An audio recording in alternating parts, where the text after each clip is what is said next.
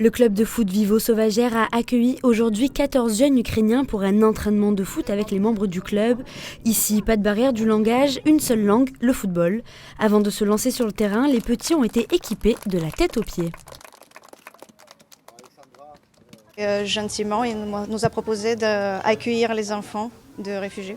Les gens qui sont venus, ils font rien toute la journée. Je veux dire que ça aide déjà de participer à la vie quotidienne et avec les Marseillais, parce qu'en fait ils sont accueillis dans le club avec d'autres enfants. Ça fait venir, ça fait bouger dans la ville.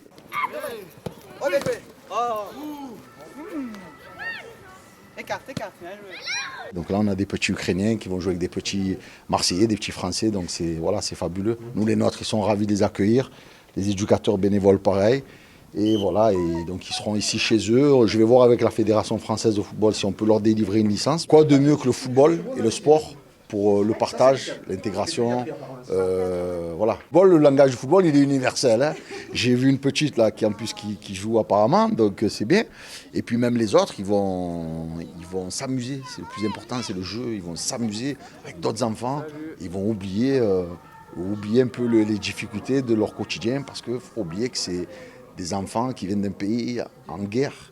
Конечно, да. То есть мы планируем здесь идти в школу и продолжать футбол. То есть мы не знаем, насколько у нас будет продолжаться эта война, и мы не знаем, насколько мы приехали, скажем так, во Францию, когда мы сможем вернуться. Поэтому мы продолжаем жить здесь.